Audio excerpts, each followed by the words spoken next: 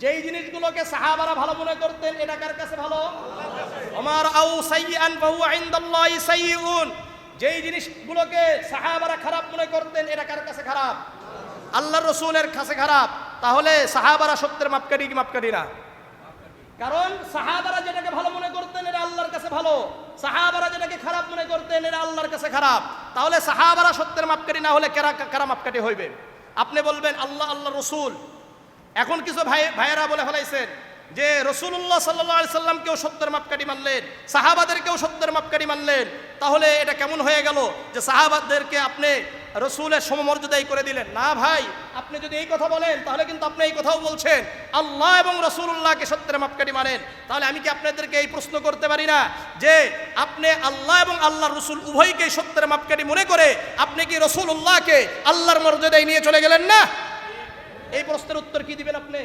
এই প্রশ্নের যেমন কোনো উত্তর নাই, ঠিক তেমনি ভাবে সাহাবাদের সত্যের মাপকাঠি মানার মধ্যে আপনি এই কথা বলতে পারেন না যে সাহাবাদেরকে রাসূলের মর্যাদায় নিয়ে গেছি। না না, বরং সাহাবায়ে কেরাম রাদিয়াল্লাহু তাআলা আনহুম আজমাইনদেরকে মানার জন্য আল্লাহর পক্ষ থেকে আদেশ রয়েছে, রাসূলুল্লাহর পক্ষ থেকে আদেশ আছে। জামিআ তিরমিজির 2641 নম্বর হাদিস, মনোযোগ দিয়ে শুনবেন।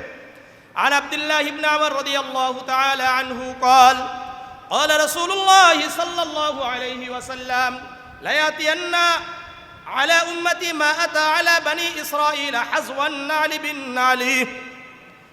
এই আমার উম্মত মনোযোগ দিয়ে শোনো, মনোযোগ দিয়ে শোনো। লা ইয়াতিয়ান্না আলা উম্মতি, অবশ্যই আমার উম্মতের উপরে ওই সমস্ত ফিতনা চলে আসবে যেই সমস্ত ফিতনা বনি ইসরাইলের উপর এসেছিল। বনি ইসরাইল যে যে ফিতনার মধ্যে পড়েছিল আমার উম্মত ওই সমস্ত ফিতনার মধ্যে পড়বে। এমন মানে সাদৃশ্য হাসবান নালি বিন নালি, যে দুটা এক জোড়া জুতা একটা আরেকটার একেবারে মতো হয় কি হয় না? না, ডিফারেন্ট থাকে। একেবারে একটা জুতা আরেকটা জুতার মতোই হয়। এরপরে রাসূল বলেন হাত্তা ইন কানা মিনহুম মান আতা উম্মাহু আলানিয়াতান, বনি ইসরাইলের মধ্যে হতে যদি কোনো ব্যক্তি তার মায়ের সাথে সরাসরি প্রকাশ্যে জিনা করে, লাকানা ফি উম্মতি মান ইয়াসনাউ যালিকা, তাহলে আমার উম্মতের মধ্যে হতেও কিছু মানুষ তার মায়ের সাথে জিনা করবে। এতটা সাদৃশ্যপূর্ণতা বনি ইসরাইলের সাথে আমাদের হয়ে যাবে। কথা বুঝছেন? হ্যাঁ, এতটুকু মনে রাখেন। এরপরে রাসূল বলেন ওয়া ইন্না বানি ইসরাঈলা তাফাররাকাত আলা 72 মিল্লাতান, বনি ইসরাইল 72 দলে বিভক্ত হয়েছে। কত? আবার বলেন ওয়া তাফতারিকু উম্মতি আলা 73 মিল্লাতান কুল্লুহুম ফিন নার ইল্লা মিল্লাতান ওয়াহিদা। আর আমার উম্মত 73 দলে বিভক্ত হয়ে যাবে। কত দল? 73টা দলে বিভক্ত হবে আমার উম্মত। কুল্লুহুম ফিন নার ইল্লা মিল্লাতান ওয়াহিদা, সবাই জাহান্নামে যাবে। একটি দল, 73 এর মধ্যে 72 দলই জাহান্নামে যাবে, একটা দল জান্নাতে যাবে। কয়টা দল? একটা দল। ক্বালু ওমা হিয়া ইয়া রাসূলুল্লাহ, সাহাবারা বললেন ইয়া রাসূলুল্লাহ, ইয়া হাবিবাল্লাহ, ওই দল কোনটা যেই দল জান্নাতে যাবে? ক্বালা মা আনা আলাইহি ওয়া আসহাবি, আল্লাহর রাসূল বললেন আমি যেই মতদর্শের উপর আছি আমার সাহাবারা, আমি যাওয়ার পরে যেই মতদর্শের উপর থাকবে এই মতদর্শওয়ালারা যারা থাকবে তারা জান্নাতে যাবে। তাহলে আমাদের দেখতে হবে আহলুস সুন্নাত ওয়াল জামাআত। আহলুস সুন্নাহ মানে রাসূলের অনুসারী, ওয়াল জামাআত জামাআতুস সাহাবা, সাহাবাদের অনুসারী। যাদের মাঝে দেখবেন সাহাবাদেরকে নিয়ে কিছু কিলোকাল আছে, সমস্যা আছে। কি আছে? সমস্যা আছে। আল্লাহ, আল্লাহ রাসূল এবং সাহাবাদেরকে একেবারে সত্যের মাপকাঠি মানতে হবে, না মানলে ধরা খাবেন। মা আনা আলাইহি ওয়া আসহাবি, এখানে আল্লাহ রাসূল বলতে পারতেন মা আনা আলাইহি, আমি যেই মতের উপরে আমি যেই কথা বলে গেছি এগুলোর উপর থাকলেই হবে। এই কথা আল্লাহ রাসূল বলেছেন? কি বললেন? আমি এবং আমার সাহাবীরা। এখান থেকে স্পষ্ট হয়ে যায় শুধু রাসূলুল্লাহ নয়, রাসূলুল্লাহর সাহাবাদেরকেও অনুসরণ করতে হবে। পরিষ্কার? আসেন সুনানে ইবনে মাজার 42 নম্বর হাদিস, আনিল ইরবাজ ইবনে সারিয়া রাদিয়াল্লাহু তাআলা আনহু قال قام فينا رسول الله صلى الله عليه وسلم ذات يوم ইরবাদ ইবনে সারিয়া রাদিয়াল্লাহু তাআলা আনহু বর্ণনা করেন, একদিন আল্লাহর রাসূল আমাদের মাঝে দাঁড়ালেন। কি করছেন? দাঁড়িয়েছেন। ফাওয়াজানা মাউইজাতান বালিগাতান, আল্লাহর রাসূল একটি মর্মস্পর্শী ভাষণ দিলেন। কি করেছেন? খুতবা দিয়েছেন, ভাষণ দিয়েছেন। ওয়াজিলাত মিনহাল কুলুব ওয়াজারাবাত মিনহাল উয়ুন, আমাদের অন্তর প্রকম্পিত হয়ে গেল, ভয়ে প্রকম্পিত হয়েছে। ওয়াজারাবাত মিনহাল উয়ুন, আমাদের চক্ষু অশ্রু বর্ষণ করলো, অর্থাৎ আমাদের চোখ দিয়ে অশ্রু বের হলো। ফাকিলা ইয়া রাসূলুল্লাহ ফাওয়াজানা ফাওয়াজতানা মাউইজাতা মুআদ্দিন, ইয়া রাসূলুল্লাহ ইয়া হাবিবাল্লাহ, আপনি তো আমাদেরকে একটা বিদায় ভাষণের মতো ভাষণ দিলেন, এমন একটা ভাষণ দিয়েছেন যে বিদায়ী ভাষণের মতো হয়ে গেল। ফাআহাদ ইলাইনা বিআহদিন, আপনি আমাদের কাছে কিছু ওয়াদা নেন, কিছু কি নেন? আল্লাহর রাসূল বললেন, আলাইকুম বিতাকওয়াল্লাহ ওয়াস সামঈ ওয়াত তাআ, তোমরা আল্লাহকে ভয় করো, আল্লাহ তাআলার তাকওয়া অর্জন করো, খুদাবিতি অর্জন করো। ওয়াস সামঈ ওয়াত তাআ, আল্লাহর রাসূলের পক্ষ থেকে যা শোনো এটাকে শুনে নাও এবং মেনে নাও। ওয়াইন আবদান হাবশিয়ান, যদিও তোমাদের নেতা একজন হাবশী গোলাম হয়, এর পরেও তাকে মেনে নাও। ওয়াসাতারাউনা মিন বাদি ইখতিলাফান শাদীদা, সাহাবাদেরকে বললেন ভালো করে মনোযোগ দিয়ে শোনো, এবং উম্মতকে বলে দিলেন ভালো করে মনোযোগ দিয়ে শোনো। ওয়াসাতারাউনা মিন বাদি ইখতিলাফান, আমার পরে বিভিন্ন মতভেদ দেখতে পাবা। কি পাবা? মতানৈক্য দেখবা, ভয়ঙ্কর মতভেদ দেখতে পাবা। তখন তোমরা কি করবা? আমাদেরকে বলছেন আল্লাহ রাসূল, আলাইকুম বিসুন্নতি ওয়া সুন্নাতিল খুলাফাইর রাশিদিন আল মাহদিয়িন, তোমরা আমার সুন্নতকে আঁকড়ে ধরবে, আমার খুলাফায়ে রাশিদিনদের সুন্নতকে আঁকড়ে ধরবে। ওমর ইবনুল খাত্তাব রাদিয়াল্লাহু তাআলা আনহু কোন সাহাবী বলেন? কথা হয় না। ওমর ইবনুল খাত্তাব রাদিয়াল্লাহু তাআলা আনহু কেমন সাহাবী? খুলাফায়ে রাশিদিনদের কত নম্বর?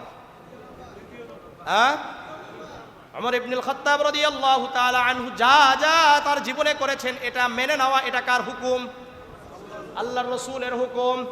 আল্লাহর রাসূলের কথাগুলো মেনে নেওয়া কার আদেশ? মা আতাকুমুর রাসূলু ফাখুযু ওয়া মা নাহাকুম আনহু ফান্তাহু, রাসূল তোমাদেরকে যা দেয় তা গ্রহণ করো, রাসূল যা তোমাদেরকে নিষেধ করে এগুলো থেকে তোমরা নিজেদেরকে বিরত রাখো। এটা কার আদেশ? আল্লাহর আদেশ। সুতরাং ওমর ইবনুল খাত্তাব রাদিয়াল্লাহু তাআলা আনহু জামাতবদ্ধ করলেন। আমরা সহিহ বুখারীর মধ্যে পাই না? পাইনি? এরপরে তারা 20 রাকাত তারাবি আদায় করেছেন, এটা আমরা পাইছি কি পাই নাই? এটা কার যুগে? ওমর ইবনুল খাত্তাবের যুগ থেকে। আর ওমর ইবনুল খাত্তাব রাদিয়াল্লাহু তাআলা আনহুকে মানার জন্য আল্লাহর রাসূলের আদেশ আছে কি নাই? তাহলে মানবেন কি মানবেন না? কারা কারা মানবেন না? হাত উঠান। কি মানবেন?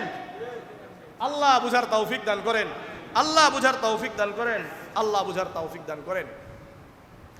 মাজমাউল ফাতাওয়া, ইমাম ইবনে তাইমিয়া রাহিমাহুল্লাহ 23 নম্বর খণ্ডের 112-13 নম্বর পৃষ্ঠায় উনি স্পষ্ট করেছেন, লিআন্নাহু আকামাহু বাইনাল মুহাজিরিন ওয়াল আনসার, ওমর ইবনুল খাত্তাব রাদিয়াল্লাহু তাআলা আনহু সালাতুত তারাবিহকে 20 রাকাত জামাতবদ্ধ করেছেন মুহাজির এবং আনসারদের মাঝে। লাম ইনকিরুহু মুনকিরুন, কোন মুহাজির সাহাবী এবং আনসারী সাহাবী এর বিরোধিতা করে নাই।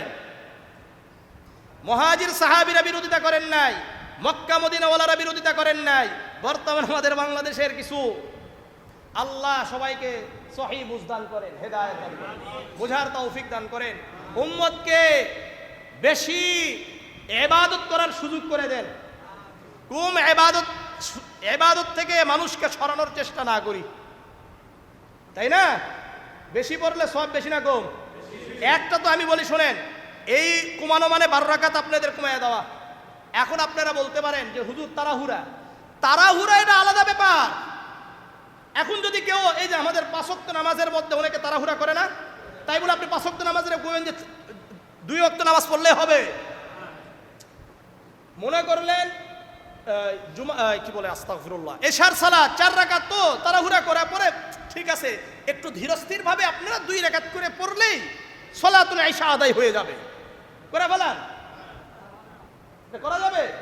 আপনারা তাড়াহুড়ার কিছু দেখবেন, এই যে আসতেছে না বিভিন্ন জায়গার কিছু ভিডিও ক্লিপ তারা তৈরি করবে এবং কিছু এডিটও করবে, এডিটের মধ্যে আবার তাড়াহুড়া করে দিবে। মানে যেই এডিটগুলা করে তাড়াহুড়ার, এতটা তাড়াহুড়া মানুষ করতে পারে না। কথা বুঝেন না? এডিট আপনারা বুঝেন না? আমার এই আলোচনাটাকে এডিট করা যাবে না তাড়াহুড়া করে? যাবে কি যাবে না? তো ওরা তো তাড়াহুড়া করেছে, ওইটাকে আরো তাড়াহুড়া করে তারা কিছু ক্লিপ ছাড়বে, ছেড়ে মানুষকে ধোঁকা দিবে। কেন? আপনাদেরকে আমি তো বললাম, যদি কোনো ব্যক্তি বা আমরা এই মসজিদের মানুষেরা এশার সালাত যদি তাড়াহুড়া করে পড়ি, তাই বলে কি এশার সালাত 2 রাকাত হয়ে যাবে? না, আমাদেরকে এটা বুঝাবেন আপনারা এসে যে ভাই আল্লাহ তাআলার সামনে দাঁড়িয়েছেন, আল্লাহ তাআলার সামনে আপনি সালাত আদায় করছেন, আপনি তাড়াহুড়া কেন করবেন? আপনি খুশু খুজুর সাথে ধীরস্থির ভাবে সালাত আদায় করেন। এটা আপনি আমাকে বুঝাবেন না? এটা না বুঝিয়ে আপনি কি করছেন? না না, তাড়াহুড়ার কথা বলে আপনি এটারে কমায় দিলেন, এটা কেমন কথা? আবার অনেকে আবার বলে যে কোয়ালিটি মেনটেন করতে হবে, কোয়ান্টিটি না। আস্তাগফিরুল্লাহ, আস্তাগফিরুল্লাহ। সাহাবারা যে কাজটা করে গেছেন, এখানে আর কোয়ান্টিটি আর কোয়ালিটির কোনো কথা আসবে না। এটা যে ওনারা যেটা কোয়ান্টিটি বলে গেছে ওটাই ধরতে হবে। ওনারা যেই কোয়ালিটি ফুল সালাত আদায় করেছেন, আমরা ওই নামাজটাকে আদায় করার জন্য চেষ্টা করব। কথা বুঝেন নাই? ফাঁকি দেন কেন? আল্লাহ আমাদেরকে বুঝার তৌফিক দান করেন। আর সাহাবারা যা করেছেন এটা মেনে নেবেন। সাহাবারা কেন, সাহাবারা কি পরিমাণ সমতুল্য, মানে সাহাবারা আমাদের কাছে কেমন, আপনাদেরকে কয়েকটা হাদিস আর আল্লাহ রসুলের কোরআনের আয়াত শোনায়। শোনেন, মুসনাদে আহমদের 3600 নম্বর হাদিস, মানে 3600 নম্বর হাদিস। عن عبد الله بن مسعود رضي الله تعالى عنه قال إن الله نظر في قلوب العباد। আল্লাহ রাব্বুল আলামিন আল্লাহ তাআলার সকল বান্দাদের কলবের মধ্যে, কলবের দিকে তাকালেন। কি করছেন? আমাদের অন্তরের দিকে আল্লাহ তাআলা তাকিয়েছেন। বুঝে আসছে? ফানাযারা ফি কলবি মুহাম্মাদিন সাল্লাল্লাহু আলাইহি ওয়াসাল্লাম ফাওয়াজাদা কলবা মুহাম্মাদিন সাল্লাল্লাহু আলাইহি ওয়াসাল্লাম খায়রা কুলুবিল ইবাদ। সকল বান্দাদের মধ্য হতে রাসূলুল্লাহ সাল্লাল্লাহু আলাইহি সাল্লামের কলবকে উত্তম পেয়েছেন। শ্রেষ্ঠ কলব, শ্রেষ্ঠ অন্তর কার? মুহাম্মাদুর রাসূলুল্লাহ সাল্লাল্লাহু আলাইহি ওয়াসাল্লাম। এখন আব্দুল্লাহ ইবনে মাসউদ বলেন ফাসতাফাহু লিনাফসিহি, আল্লাহ রাব্বুল আলামিন তার জন্য এটাকে নির্বাচন করলেন। ফাবতাসাহু বিরিসালাতিহি, আল্লাহ রাব্বুল আলামিন মুহাম্মাদুর রাসূলুল্লাহ সাল্লাল্লাহু আলাইহি ওয়াসাল্লামকে রাসূলের দায়িত্ব, নবুয়তের দায়িত্ব, রিসালাতের দায়িত্ব দিলেন। সুম্মা নাযারা ফি কুলুবিল ইবাদ বাদা কলবি মুহাম্মাদিন, মুহাম্মদ সাল্লাল্লাহু আলাইহি সাল্লামের কলবকে তো কি করেছেন? আলাদা করেছেন, নির্বাচন করে আবার সকল বান্দাদের কলবের দিকে আল্লাহ তাআলা তাকালেন। তাকানোর পরে ফাওয়াজাদা কুলুবা আসহাবিহি সাল্লাল্লাহু আলাইহি ওয়াসাল্লাম, এরপরে শুধুমাত্র রাসূলুল্লাহর সাহাবারা কারা হবে, এদের অন্তরকে আল্লাহ রাব্বুল আলামিন আবার আলাদা করছেন। খায়রা কুলুবিল ইবাদ, পুরা দুনিয়ার মধ্যে যত কলব আছে এগুলো থেকে উত্তম কাদের কলব? সাহাবাদের অন্তর। কাদের বলেন? সাহাবাদের অন্তর। এরপরে কি বলছে জানেন? ফাজআলাহুম উযারা নবিহি ইকাতিলুনা আলা দীনিহি, আল্লাহ রাব্বুল আলামিন এই সমস্ত সাহাবাদেরকে তার উজির বানিয়ে দিয়েছেন। কার উজির? রাসূলুল্লাহ। রাসূলুল্লাহর উজির মানে কি? সাহায্যকারী, সহযোগী হিসেবে তাদেরকে নির্বাচন করলেন। এরপরে আল্লাহ আব্দুল্লাহ ইবনে মাসউদ কি বলেন জানেন? ফামা রাআল মুসলিমুনা হাসানান ফাহুয়া ইনদাল্লাহি হাসান। ওই সময় যেই সাহাবারা যেই জিনিসটাকে ভালো মনে করতেন এটা আল্লাহর কাছে ভালো। আবার বলেন, যেই জিনিসগুলোকে সাহাবারা ভালো মনে করতেন এটা কার কাছে ভালো? আমার আউ সাইয়্যান ফাহুয়া ইনদাল্লাহি সাইয়্যুন। যেই জিনিসগুলোকে সাহাবারা খারাপ মনে করতেন এটা কার কাছে খারাপ? আল্লাহর রাসূলের কাছে খারাপ। তাহলে সাহাবারা সত্যের মাপকাঠি কি মাপকাঠি না? কারণ সাহাবারা যেটাকে ভালো মনে করতেন এটা আল্লাহর কাছে ভালো, সাহাবারা যেটাকে খারাপ মনে করতেন এটা আল্লাহর কাছে খারাপ। তাহলে সাহাবারা সত্যের মাপকাঠি না হলে কারা মাপকাঠি হইবে? আপনি বলবেন আল্লাহ আল্লাহ রসুল।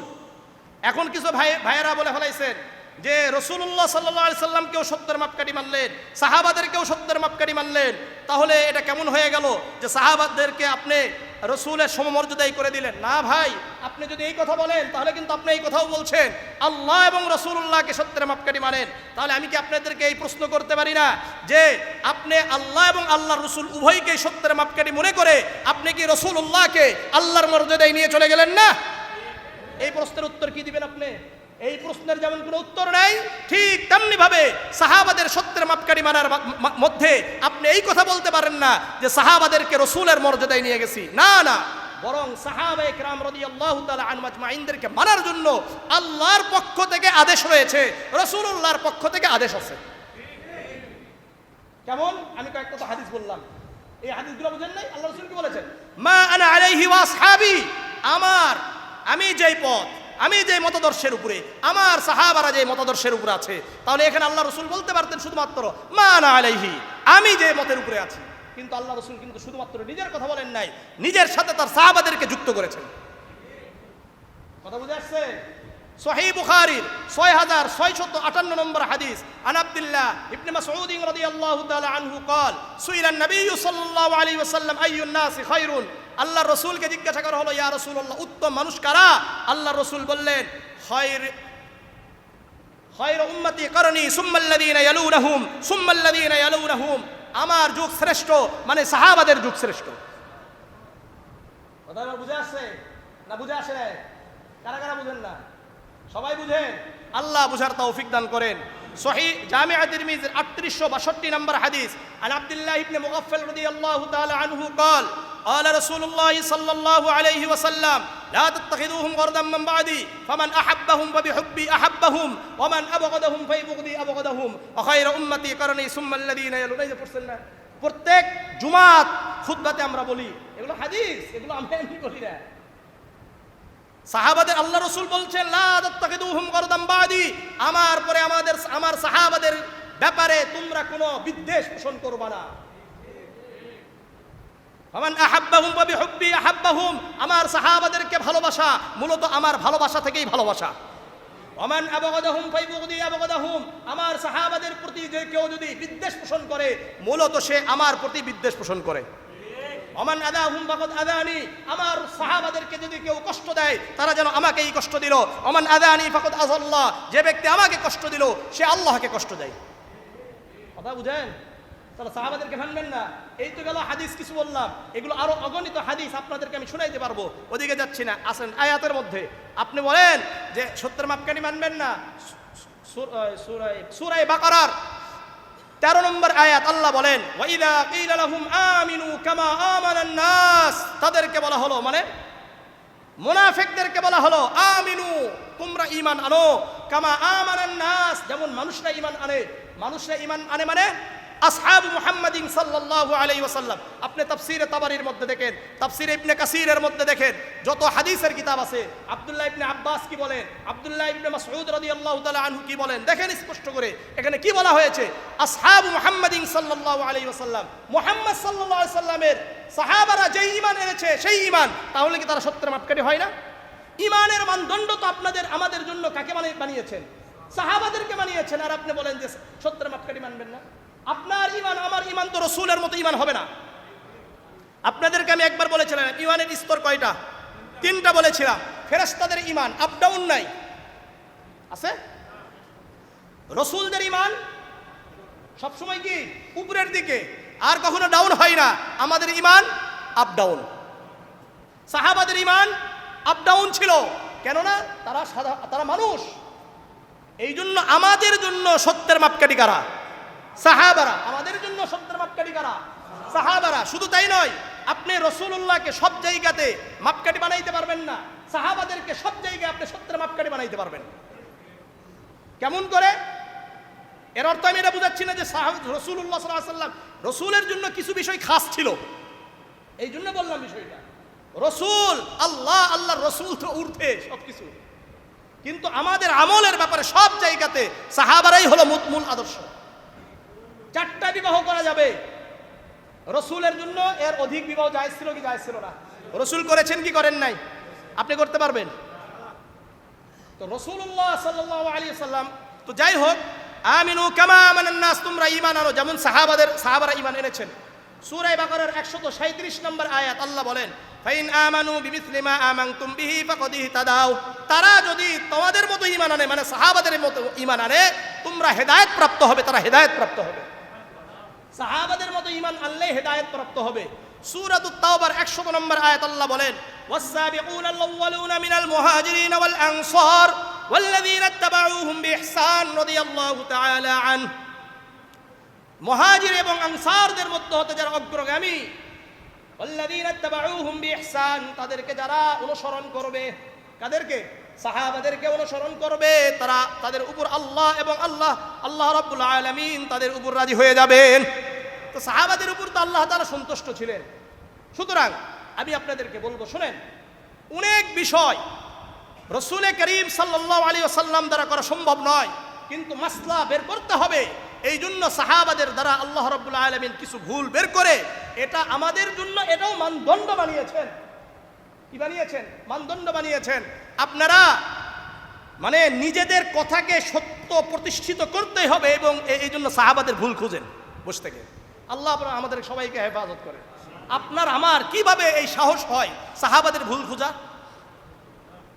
সাহাবাদের ভুল খোঁজা আপনি সাধারণ, আপনি একজনের ব্যাপারে ভুল খুঁজতে গেলেই তো তার ব্যাপারে আপনার খারাপ ধারণা আসবে।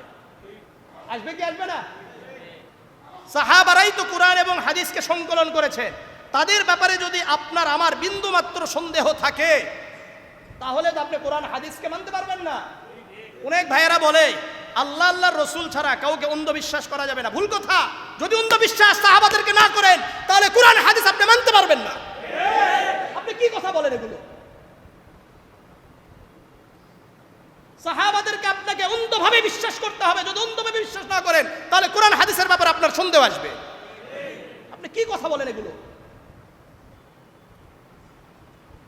সাহাবারা কোরআনকে সংকলন করেছেন সাহাবারা। আপনি যদি সাহাবাদেরকে অন্ধভাবে বিশ্বাস না করেন তাহলে কোরআনের ভিতরে আপনার সন্দেহ আসতে পারে কিনা? হাদিসকে সংকলন কারা করেছেন? সাহাবারা করেছেন।